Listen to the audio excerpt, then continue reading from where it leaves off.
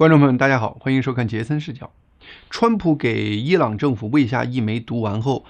突然提出伊朗新政府的概念。他看到了什么？美情报部门为何选在川习会前向中共公开传递威胁信号？一场自1979年以来级别最高也最惊心动魄的美伊直接谈判正在进行。在边谈边打的极端高压下，巴基斯坦首都伊斯兰堡罕见地成为全球政治惊险故事的中心舞台。在双方代表团抵达之前，谈判举办地巴基斯坦首都伊斯兰堡已经完全进入战时封锁状态。为了迎接这场极高风险的会谈，当地政府实施了最高级别的安保措施。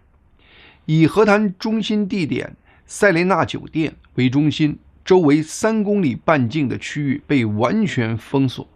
通往该区域的道路被巨大的集装箱和铁丝网强行切断，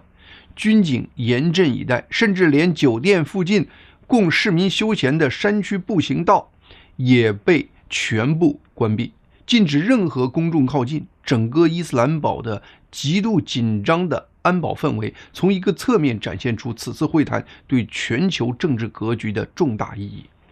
双方的隔空心理较量在会谈开始之前就已经开始了。首先是双方派出的谈判阵营，美方派出的是一个极限施压天团，白宫经济学家把它委婉地称为 A 级团队。副总统万斯乘坐空军2号专机亲自领衔前往伊斯兰堡，他的左右手是2位与川普关系极深的关键人物，总统中东特使威特科夫以及川普的女婿库什纳。更具威慑力的是，美国甚至直接把美国中部司令部司令库帕上将塞进了谈判团队。库帕上将作为目前打击伊朗的战场最高指挥官，他的出现就是用冰冷的枪口提醒伊朗，这不是一个对等双方的政治谈判，美国要的是一个美军兵临城下的城下之盟。而伊朗一方派出的团队被外界称为裂痕团队。为什么？伊朗方面的领队是表面强硬的议长加利巴夫，随行的关键人物包括外交部长阿拉戈齐、伊朗最高领袖驻国防委员会代表埃哈迈迪安以及中央银行行长赫马提。然而，这支团队在出发前就已经被内部权力斗争撕裂。伊斯兰革命卫队的总司令瓦西迪曾一度强势干预，试图剥夺加利巴夫和阿拉格齐在谈判中的实际权限。因为革命卫队中的极端强硬派系强烈反对和美国达成任何协议，革命卫队最后在伊朗谈判团中强行安插了至少1名革命卫队高级官员。这位官员的主要任务是对谈判团队的其他成员进行贴身监视，确保伊朗代表团不向美国签署任何让步条款。让伊朗代表团更为尴尬的是，他们的赴会之旅更像是一场充满屈辱与惊险的逃生式出访。伊朗作为中东大国，它的核心高层加利巴夫领导的这个代表团在出发前居然找不到一架政府专机可以用，因为在此前的空袭中，以色列已经几乎摧毁了伊朗政府的全部专机。迫于无奈，伊朗代表团只能尴尬地征用2架普通民航客机，一架是空客 A321 和一架空客 A320 来执行这次历史性的出访。为什么非要分成2架？因为他们担心飞机途中遭遇击落，所以不敢把所有人放在同一架飞机上。说白了，就连和美国谈判这样的出访，他们也只能按鸡蛋不放在一个篮子里的逻辑来保命。由于伊朗高层在过去1个多月随时面临被以色列斩杀的命运，他们已经成为惊弓之鸟了。为了让伊朗代表团安心出访，巴基斯坦空军承诺全程护航。伊朗代表团搭乘了2架民航客机从伊朗格尔干起飞后，巴基斯坦空军就直接派出了 F-16战机编队越境进入伊朗领空进行接应，并一路贴身护航，掩护伊朗代表团的客机最终降落在伊斯兰堡的努尔汗空军基地。甚至在他们落地后，巴基斯坦的战机依然在首都上空盘旋巡逻，防范任何可能的空袭导弹。随着伊朗代表团抵达伊斯兰堡，美伊双方的政治博弈正式进入了白热化的阶段。伊朗代表团领队加利巴夫没有立刻走向谈判桌，而是摆出了一副强硬姿态。他宣布先与巴基斯坦总统会晤，并向美国抛出了上谈判桌的先决条件，就是要求美国立刻解冻伊朗的海外资产，并强制以色列停止在黎巴嫩对真主党的军事打击。加利巴夫扬言，如果美方把谈判当成骗局，伊朗已经准备好诉诸其他手段维护自己的权利。虽然加利巴夫没有明确说伊朗还有什么其他的手段，而在另一边的美国根本没有耐心配合这种表演。副总统万斯在前往伊斯兰堡的登机前就放话说，如果他们想耍弄我们，他们会发现这个谈判团根本不吃这一套。然而，真正让这场会谈变得凶险，而且几乎注定艰难的，是伊朗政府内部那道早已裂开的深深的缝隙。表面上，伊朗派到伊斯兰堡的是一个代表伊朗政府方方面面的国家代表团，但实际情况却是，伊朗政府这套机器的内部零件早就开始互相打架了。伊朗内部目前至少有3股力量在同时拉扯。第一股是政府和议会系统里的务实谈判派，他们知道伊朗再这样打下去，政权真的要撑不住了，所以必须想办法通过谈判为自己争取一口喘息的空间。那么第二股是伊斯兰革命卫队及其背后的极端强硬派，这一派最害怕的不是打仗，而是让步，因为一旦对美国让步，他们在伊朗国内赖以维持合法性的整套革命叙事就会出现严重裂痕。而第三股力量则是那个目前一直没有现身的所谓最高领袖小哈梅内伊，以及那个以他的名义不断传出消息的影子权威系统。而伊朗政府的这3股力量目前在互相提防、互相架空、互相争夺最后的抉择权。加利巴夫和阿拉格齐是伊朗摆在台面上的谈判代表，但实际上他们连自己手里到底有多大权限都未必说得清楚。我们前面提到，在他们出发前，革命卫队已经一度强势介入，试图剥夺他们在谈判中的实际权限。说的直白点，伊朗派出来的不是一支得到充分授权的谈判团队，而是一群被推到前台却又随时可能被后方夺权的人。这意味着什么呢？意味着他们可以坐下来，但未必真的有权代表伊朗各派系做出最终的决定。就是他们口头答应很多事情，但他们未必真的有能力去实施他们的承诺。从谈判一开始，伊朗的革命卫队就不满足于只在幕后施压，最终在多方权力博弈下，革命卫队强行在谈判团中安插了至少1名高级官员作为伊朗代表团的监军。因此，我们必须在这样的大背景下去解读加利巴夫和阿拉格齐在整个谈判过程中的对外言论。他们表现出的众多强硬姿态都带着浓重的对内表演的色彩。为什么加利巴夫一到伊斯兰堡，第一件事不是赶紧坐下来谈，而是先摆出不肯立刻上桌的强硬架势呢？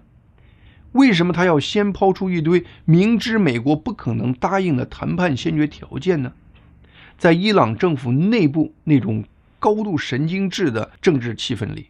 谁敢表现出一丝对美国的软弱，谁就可能被反对派打成在向美国乞降；谁敢承认现实，谁就可能被骂成背叛伊斯兰革命。加利巴夫拔出一副你不答应条件我就不谈的样子，并不等于他真的强硬，他更多的是在给伊朗国内的强硬派看，在证明自己不是来投降的。忽视伊朗代表团说了什么，就关注他们在做什么，真相就会变得非常清晰。例如，伊朗一方把停止攻击黎巴嫩真主党列成了美伊谈判的重要先决条件之一。面对这个要求，美国装作根本没听见，而以色列更是明确表示，黎巴嫩目前已经成为以色列的主要战场，因此以色列针对真主党的军事行动不但没有停止，而且还在不断升级。在美国和以色列如此践踏伊朗设立的谈判红线后，伊朗代表团的回应是什么呢？他们还是飞到了伊斯兰堡，和美国代表团入住了同一个酒店。所以伊朗那边高调提出的先决条件，与其说是伊朗的战略底线，不如说是政治表演。伊朗政府的多数官员已经非常清楚，伊朗已经没有什么筹码和空间拒绝和美国的谈判了。当然，在谈判的具体层面，美伊双方的确存在巨大的分歧。美国这边的底线很简单，也很强硬。第一，不允许伊朗拥有核武器；第二，必须处理掉那批高浓度浓缩铀，尤其是那些已经危险到足以快速逼近武器级门槛的库存；第三，霍尔木兹海峡必须完全开放，恢复正常国际航运秩序，不能一边谈一边继续用海峡和能源市场当武器。第四，伊朗必须停止对中东地区各种武装力量的支持，包括黎巴嫩真主党。而伊朗这边，他们还是希望坚持声称自己所谓和平利用核能的权利，不愿轻易放弃浓缩铀这张牌。另一方面，又把解除制裁、冻结资产、保留海峡控制权、继续为代理人争取空间全部打包在一起，当成谈判桌上的筹码。也就是说，美国想谈的是你把危险的东西交出来，伊朗想谈的是我把危险的东西继续握在手里，同时你还得先给我喘息空间。所以双方目前根本就不在一个频道上说话。川普近期在回答记者提问时表示，伊朗手里根本没有什么牌，这是事实。但川普此前也说过，伊朗这个国家在战场上几乎没赢过，但在谈判桌上几乎没输过。古老民族那特有的狡诈，在伊朗的历次谈判中都能清晰地展现出来。就拿当务之急的霍尔木兹海峡问题来说，据最新的报道说，伊朗最近表示，它并不是不开放海峡，而是因为技术原因无法立刻全面恢复通航。什么技术原因呢？伊朗声称自己找不到他们之前部署在海峡中的一部分水雷了，所以不能让船只全面恢复正常的通行。这个说法听上去像是一个荒唐的笑话，可如果你把它放在整个谈判的大背景里看，就会发现它充分体现了伊朗在谈判桌上的狡诈。伊朗不是随口说出这句我找不到了，它其实配套做了非常具体的安排。首先，伊朗方面放出警告和图表，要求过往船只不能偏离他们指定的航线，否则就有触水雷的风险。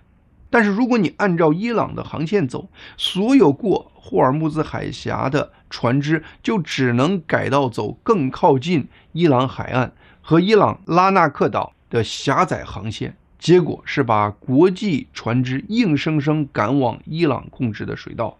很多观察者直接把这条水道称为伊朗的收费口，而且在伊朗对过往油轮收费的过程中，他还推动不用美元而改用人民币或加密货币的方式结算，这又是在直接打击美元的国际货币地位。另外，伊朗以此限制每日通行油轮的数量，让大量船只只能滞留在海湾地区，以此严重扰乱国际贸易和物流的节奏。结果是，美国最新公布的消费者物价指数达到了 3.3， 成为过去2年最高点。其中推动美国物价指数上涨的最关键的因素就是上涨的美国油价，这对面临中期选举的川普政府和共和党形成了压力。有人对此可能有疑问，美国是世界第1大石油生产国，它产的油已经远超自身需求了，那为什么美国的油价还要被国际油价影响呢？核心原因是美国生产的石油是国际原油市场的一部分，如果国外有买家愿意出高价买美国石油公司的石油，美国的石油公司就会把石油卖给国外，而不会更便宜的卖给美国本地。中共政府可以轻松决定限制中国石油下游产品的出口，但美国政府就不敢轻易地做出这样的限制出口命令。如果美国不是已经处于绝对的危机之中，出台这样子的限制出口命令，川普政府一定会被众多的美国石油公司告上法庭的。一个对川普政府利好的消息是，最新的民调显示，多数美国民众表示，在短暂的高油价和让伊朗拥有核武器之间，美国民众情愿选择短暂的高油价。美国作为石油出口国的一个优势是，美国虽然油价在快速提高，但供给还不是问题。欧洲和亚洲那边情况就更糟糕了，他们不但面临油价暴涨的问题，还面临着供应极度短缺的问题。最新的消息显示，欧洲和亚洲的航空汽油只有不到2周的储量，很多亚洲航空公司不得不因此调整或减少航班。另外，化肥等各种和石油化工相关的产业在国际市场也都出现了危机。伊朗政府希望借排雷和安全风险的名义，重新定义谁来控制海峡流量，谁来制定国际贸易规则。他们用一个技术借口包装了一个政治目的，借高油价，借紧张气氛，借海峡控制权来向美国施压，让霍尔木兹海峡成为伊朗政府在谈判中几乎唯一的筹码。但是4月11日，伊朗仅剩的这个筹码也在被美军快速拿走。美军中央司令部官方 X 账号4月11日中午发消息说，2艘海军导弹驱逐舰正在霍尔木兹海峡清除伊朗声称布设的水雷，以确保海峡的主航道的安全畅通。随后，中央司令部库帕上将和美国战争部部长赫克塞斯相继表示，美国军舰已经成功穿越霍尔木兹海峡，趟出了一条安全航道。美军会很快把这个安全航道分享给国际海运行业。同时，美军承诺未来几天会投入更多的军事力量，包括水下无人机，加入对霍尔木兹海峡的全面扫雷行动。这是自2月28日伊朗这场战争爆发以来，美国军舰首次进行这样的穿越行动。这是美军单方面的军事行动，没有与伊朗当局进行任何协调。这次穿越直接挑战了伊朗政权宣称的对霍尔木兹海峡的控制力，拿走了伊朗在谈判桌上的唯一真正筹码。伊朗对此的回应是绝望中透着无力。伊朗官方媒体坚称，美国军舰根本没有穿过霍尔木兹海峡，好像他们比美国中央司令部都更了解美军军舰的航线，搞得美国都不知道该如何回应这种无赖论调了。目前看，美国代表团在巴基斯坦面对的是一个极度绝望又极度分裂的伊朗政府。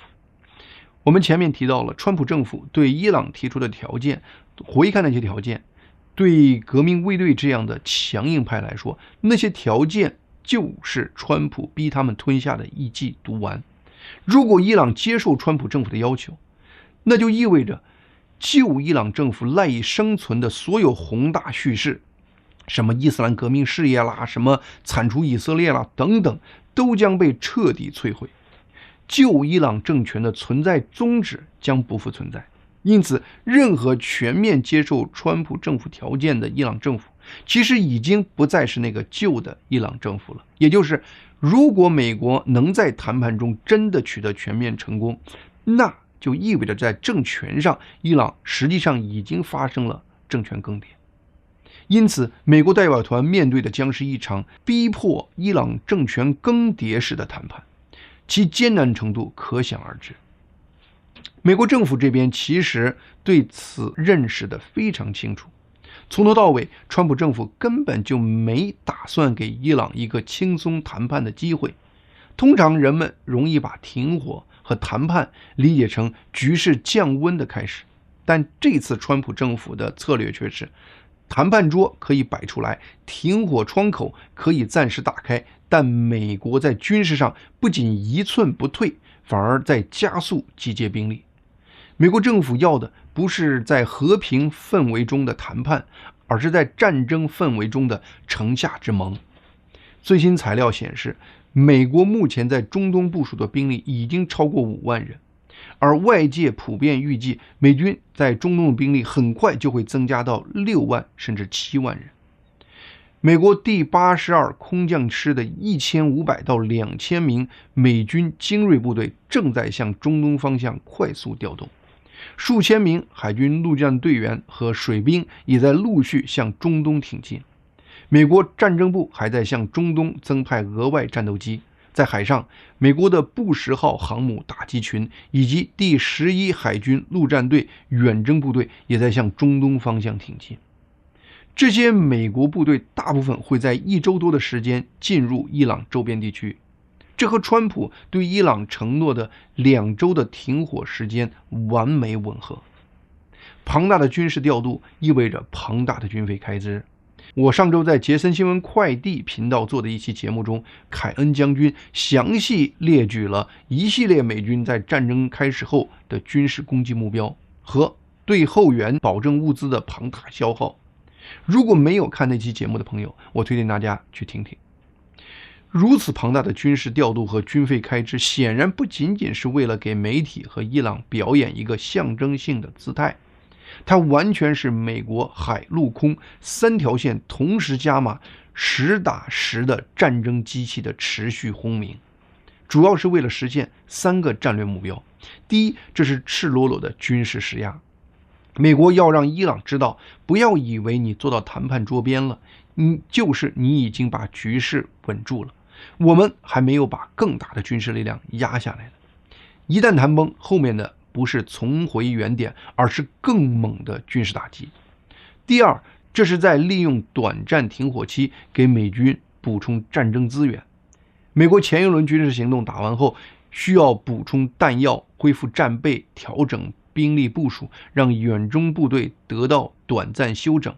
川普政府是在利用这几天时间，快速把下一轮冲突的所有准备工作做充分。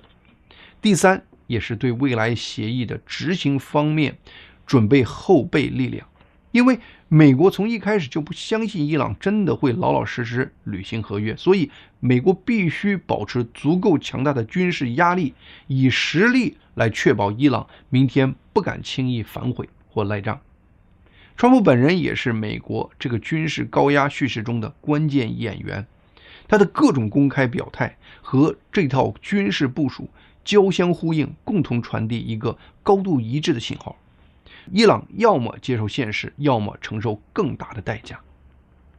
川普周六在接受媒体采访时说，我们很快就会知道谈判结果，24小时左右就能看出端倪。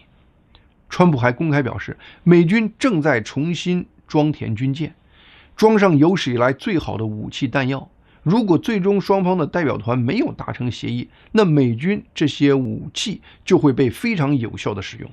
川普在面对记者时反复强调，伊朗其实已经没有什么牌了，只是伊朗自己还不肯承认。其实川普本人对伊朗是极度不信任的，他曾多次表示，伊朗政权一贯是当面说一套，背后做一套。但是川普依然选择和伊朗谈判，主要有2个原因。一方面，川普真的希望不用彻底摧毁伊朗的能源和交通设施，好让伊朗未来有机会快速重建。那么另一方面，我们前面也提到了，这次谈判本身就成功从伊朗内部彻底撕裂了伊朗的权力构架体系，让伊朗政府的内部矛盾表面化。在伊朗政府内部分裂的过程中，一个可能和美国合作的伊朗新政府构架就可能逐渐浮现出来。近期我注意到，川普和战争部长赫克塞斯在面对记者时都提到了伊朗新政府这个概念。由此推断，似乎川普和他的内阁已经看到了那个在酝酿中的新伊朗政府派系的雏形。有人指出，这2周的停火虽然给了美军补给军事物资的机会，但同样也给伊斯兰革命卫队了一个喘息的机会，让他们有机会强化战备能力。最近 CNN 的一个报道似乎完美印证了后面这个担心。4月11日 CNN 的独家报道声称，他们近期从3名了解情况的政府人员那里获知，根据美国情报部门的评估，中共正准备在未来几周内向伊朗运送新的防空系统。这份情报显示，伊朗可能正利用停火期间开始大量补充他们此前在战争中消耗的武器系统，而中共是伊朗最关键的贸易和战略伙伴，因此中共在这方面给伊朗提供大量的帮助。根据美国情报部门的消息，中共正准备在未来几周之内向伊朗运送新的防空系统，这不是一般的大型武器装备，而是那种单个士兵肩膀一扛就能打出去的肩扛式防空导弹，英文叫做 Manpads。 这种单兵防空导弹系统的特点是便宜、隐蔽、灵活，他们专门盯着低空飞行的目标来打，包括直升机、低空飞行的各种飞机。